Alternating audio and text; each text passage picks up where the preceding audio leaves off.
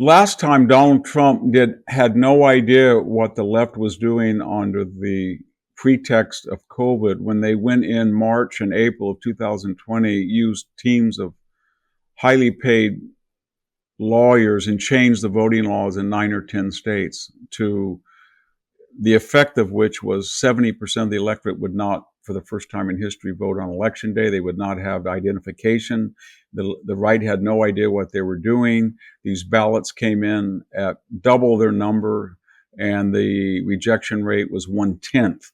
And so that was the basis for the claims of fraud, that the ballots were not matching the registrar's list, or they were not fully filled out. So rather than go down that losing route of complaining about fraud, what happened was the Republicans mastered that Democratic art. So when you started to look at mail-in and election day balloting, in most states, the Republicans not only mastered the art of getting people to mail in the ballots, but they refined it in a way that the Democrats had not fully appreciated. And that is, they scanned people who had hardly voted at all but were conservative.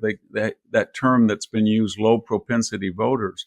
Then they went out for them. They just ignored other people, but they went after the people who never vote, and they got them registered. 600,000 more in Pennsylvania alone, a state they had lost last time by only 80,000 votes. And they got them to mail. Then they got the high propensity voters and said, you can go out. They knew they would vote on election day. So the left was saying, well, in our experience, you got to be careful, because if you get an early ballot, it's not an increase. They just don't show up.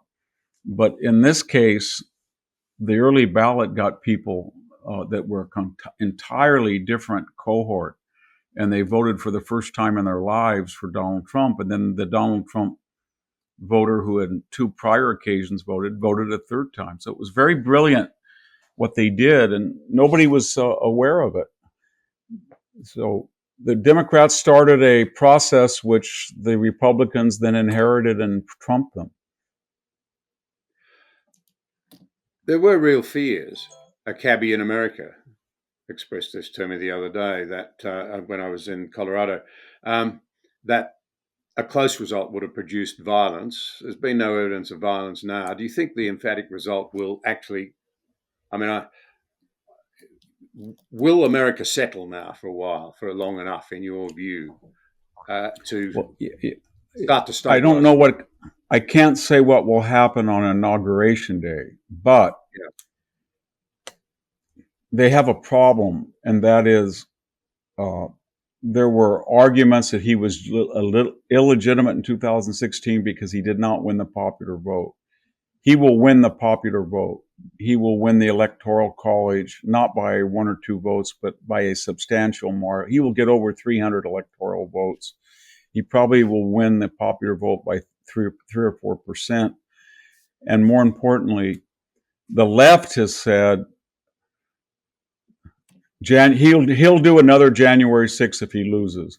There will be riots. We cannot have that. So they put themselves into a position that if you were even to demonstrate peacefully and patriotically in the fashion that Trump said on January 6th, in the left's mind, that would be insurrectionist. So now they're going to try to convince the American people, if they hit the street and try to contest a popular and electoral college defeat, all they're doing is fulfilling their own prophecies. They're doing what they're accusing Trump. I don't think it's going to be very effective, especially because one of the things that people don't talk about is in 2020, the minority vote was only 12% in these large cities.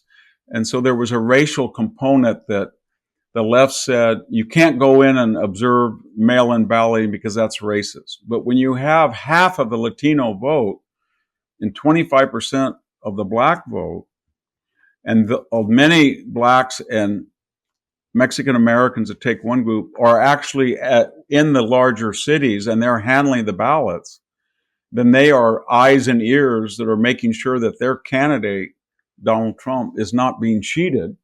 And that was a dimension that no one quite understood. So there weren't these big arguments as last time that you can't go and look at the votes.